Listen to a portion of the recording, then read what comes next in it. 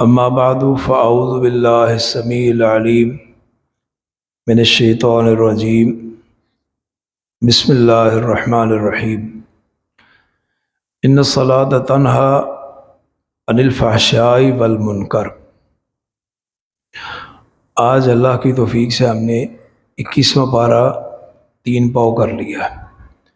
سورہ سجدہ ہماری مکمل ہو گئی۔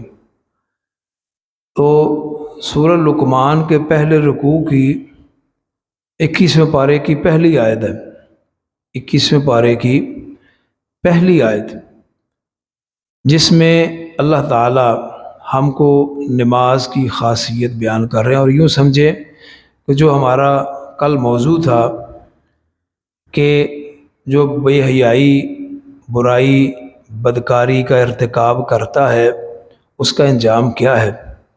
اور میں نے کل کے درس میں یہ بات کہی تھی کہ جو ہم نے کل پارہ پڑھنا یعنی آج سورہ عنکبوت کی آیات کا حوالہ دیا تھا کہ اس میں بھی اللہ تعالیٰ نے حضرت لوط علیہ السلام کی قوم کا کچھ تذکرہ کیا ہے۔ اچھا، لوط علیہ السلام کی قوم کا تذکرہ کرنے کے بعد آخر میں اللہ نے پھر ساری قوموں کا مختصراً ان پر عذاب آنے کی وجہ بیان کر دی۔ فَكُلًّا أَخَذْنَا بِذَنبِهِ، ہم نے سب کو پکڑا۔ حالانکہ نوح علیہ السلام کی قوم کا دور کوئی ہے، شعیب علیہ السلام کی قوم کا دور کوئی ہے، ہزارہ سینکڑوں سالوں کا فرق ہے ایک نبی کی قوم کے درمیان دوسری قوم کا، لیکن فَكُلًّا أَخَذْنَا بِذَنبِهِ، اللہ فرماتے ہیں کہ ہم نے سب کو پکڑا ہے، عذاب میں مبتلا کیا۔ اس کی وجہ ان کا گناہ تھا، ان کی نافرمانی تھی۔ اور پھر آگے اللہ نے ان سارے کے ساری قوموں کے جو عذاب آئے کس طرح آئے وہ اللہ نے بیان کر دیے۔ پھر یہ 20ویں پارے کا اختتام ہو گیا۔ آگے 21ویں پارے کی پہلی آیت میں اللہ تعالیٰ، چونکہ بے حیائی، برائی، بدکاری کا پیچھے ذکر ہوا لوط علیہ السلام کی قوم کا، تو اللہ نے پھر آگے اس بیماری کا حل بتایا۔ کوئی بندہ ہے وہ برائی سے بچنا چاہتا ہے، وہ بے حیائی سے بچنا چاہتا ہے، وہ منکرات سے اپنے آپ کو بچانا چاہتا ہے، وہ کیا کرے؟ جب بھی کوئی ایسا خیال آئے، جب جی اس طرف مائل ہو، تو پھر یہ بات ذہن میں رکھیں۔ سب سے پہلے تو آپ یہ ذہن میں رکھیں کہ اللہ دیکھ رہا ہے، آسمان والا ہم کو دیکھ رہا ہے، اور یہی بات اللہ کے رسول صلی اللہ علیہ وسلم نے ہم کو سمجھائی ہے، بتلائی ہے، فرمائی ہے کہ تم نے یہ تصور اپنے اندر پیدا کرنا ہے، یہ خیال اپنے اندر لانے کی کوشش کرنی ہے۔ حضرت جبریل امین علیہ السلام نے انسانی شکل میں آئے، وہ ایک لمبی حدیث ہے، حدیث جبریل کے نام سے وہ معروف ہے احادیث کی کتابوں میں۔ تو مختلف قسم کے سوالات کیے، ان میں سے ایک سوال یہ تھا کہ اخبرنی عن الاحسان، اللہ کے رسول مجھے بتائیں احسان کیا ہے۔ تو آپ علیہ السلام نے حضرت جبریل امین علیہ السلام کے اس سوال کے جواب میں یہ بات ارشاد فرمائی تھی کہ ان تعبد اللہ کأنک تراہ، تم اللہ کی عبادت کرو اور ایسے کرو گویا کہ تم اللہ کو دیکھ رہے ہو۔ جب انسان دن میں 5 مرتبہ نماز پڑھے گا اور پھر اس کے ساتھ ساتھ نوافل کا اہتمام کرے گا، اور بالخصوص روزہ اسی تصور کو پیدا کرتا ہے کہ اللہ دیکھ رہا ہے۔ ہم صبح سے لے کر شام تک حالت عبادت میں ہیں، یہ نہ سمجھیں کہ ہم شاید روزہ رکھ کر کوئی عبادت نہیں کر رہے، چونکہ ہم باقی سارے کام کر رہے ہیں۔ عبادت کے لیے شاید کوئی، وہ نماز ایک الگ عبادت ہے، روزہ ایک اس طرح کی عبادت ہے کہ چلتے پھرتے انسان اپنے امور انجام دیتا ہے، اور اس کے ساتھ ساتھ وہ حالت عبادت میں ہے۔ اور یہی تصور ہم نے پیدا کرنا ہے کہ ہم کاروبار کر رہے ہیں، ہم رشتہ داری نبھا رہے ہیں، ہم اپنے دنیا کے امور انجام دے رہے ہیں، لیکن تصور کیا ہے؟ اللہ دیکھ رہا ہے۔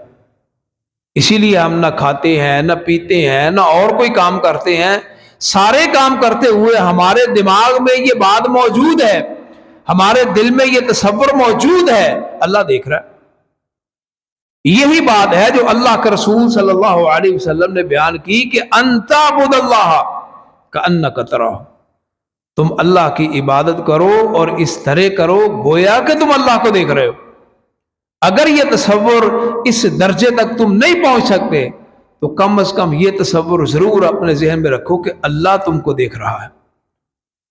ہمارے اندر اگر یہ صلاحیت نہیں ہے، ہمارے اندر یہ قابلیت نہیں پیدا ہو رہی کہ ہم یہ تصور اپنے اندر پیدا کر سکے، تو کم از کم یہ تو حقیقت ہے، یہ تصور پیدا کر لیں اپنے اندر، اس یقین کو کامل کر لیں کہ اللہ تو دیکھ رہا ہے، اللہ دیکھ رہا ہے۔ لہذا یہ بات ذہن میں رکھیں کہ انسان اگر برائی سے، بے حیائی سے بچنا چاہتا ہے تو وہ سب سے پہلے یہ یقین اپنے دل میں پختہ کرے کہ اللہ دیکھ رہا ہے۔ اور جب انسان دن میں 5 مرتبہ نماز پڑھے گا، نوافل کا اہتمام کرے گا، اور روزے کی حالت میں وہ یہی تصور پختہ کرتا چلا جا رہا ہے، تو جب برائی کرنے کا وقت آئے گا یہ تصور اس کے دماغ میں ہوگا کہ اللہ تو مجھے دیکھ رہا ہے، لہذا وہ برائی سے محفوظ ہو جائے گا، بچ جائے گا۔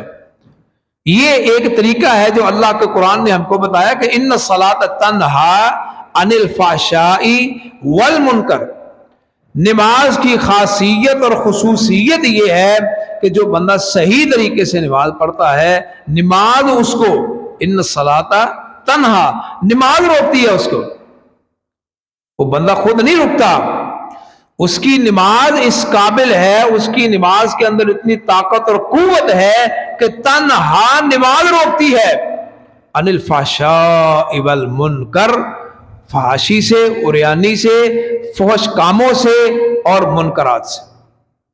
یہ نماز ہے، یہ اللہ کی عبادت ہے۔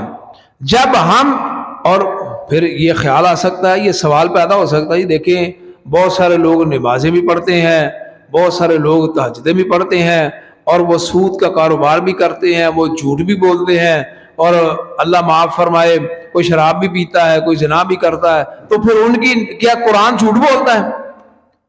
قرآن تو کہتا ہے کہ نماز برائی سے، بے حیائی سے روکتی ہے، لیکن وہ نماز بھی پڑھتے ہیں، وہ اللہ کی نافرمانی بھی کرتے ہیں، تو اس کا مطلب یہ ہے ان کی نماز اس درجے تک نہیں جا رہی کہ وہ نماز ان کو برائی اور بے حیائی سے روک سکے۔ من لم تنہہ صلاتہ عن الفحشاء والمنکر فلا صلاۃ لہ، اللہ کے رسول صلی اللہ علیہ وسلم نے فرمایا جس کی نماز اس کو برائی سے، بے حیائی سے، بے راہ روی سے، بدکاری سے، فحش کاموں سے اور منکرات سے نہ روکے، فلا صلاۃ لہ، اس کی تو پھر نماز ہی نہیں ہے۔ تو اس لیے ہم کو اپنی زندگی کا جائزہ لینا چاہیے نماز کی عبادت سے۔ کیا نماز ہم کو برائی سے روک رہی ہے؟ نماز ہم کو برے کاموں سے روک رہی ہے؟ نماز ہم کو منکرات سے روک رہی ہے؟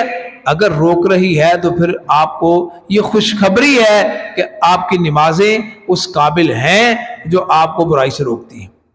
اگر بندہ نہیں رکتا تو پھر اس کو فکر کرنی چاہیے کہ یار میں نماز بھی پڑھتا ہوں، میں نافرمانی کے کام بھی کرتا ہوں، لہذا اب اس کا مطلب یہ نہیں ہے کہ نماز چھوڑ دے ہو،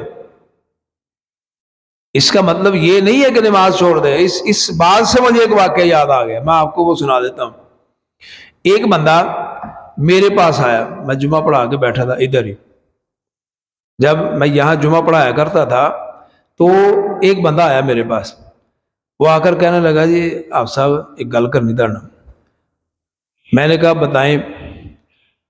اچھا، اس کی شیو تھی، اس کی داڑھی نہیں تھی، بہرحال یہ اس کا ایک اپنا عمل تھا، اور یہی بات میں آپ کو بتانے لگا۔ وہ کہتا ہے کہ میرے 2-3 بھائی ہیں، وہ آپ کے پیچھے ادھر جمعہ پڑھتے ہیں، تو وہ نا فلمیں بڑی دیکھتے ہیں، وہ فلمیں بڑی دیکھتے ہیں، داڑیاں بھی رکھی ہوئی ہیں، فلمیں بھی دیکھتے ہیں، تو نا آپ کوئی اس طرح کا واز کریں کہ ان کے دل میں یہ بات آئے کہ وہ فلمیں چھوڑ دیں۔ پھر اس نے خود ہی بتایا، میں نے نہیں پوچھا اس سے، وہ کہنے لگا میری بھی داڑھی تھی، میری بھی داڑھی تھی تو چونکہ فلم میں نہیں چھوڑ سکتا تھا اس لیے میں نے شیو کروا دی،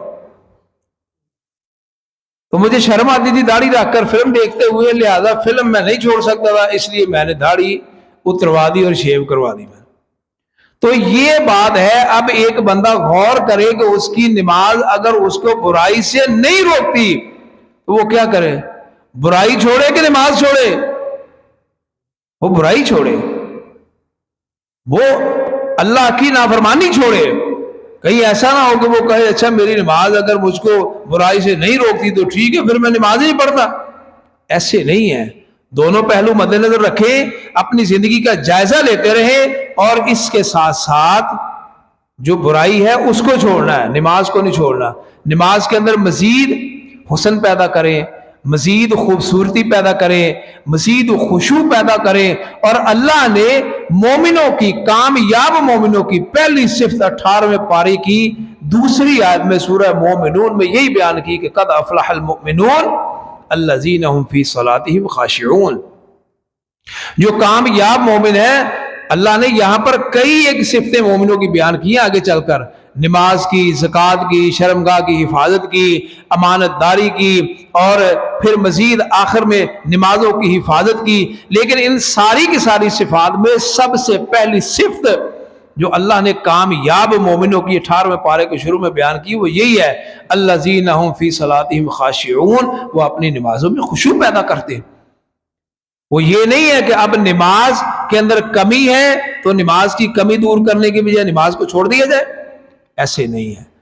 اپنی زندگیوں کو ٹھیک کریں اور نماز کے جائزے سے اپنی زندگی کا جائزہ لیں۔ اللہ ہم سب کو عمل کی توفیق عطا فرمائے۔ وآخر دعوانا ان الحمدللہ رب العالمین۔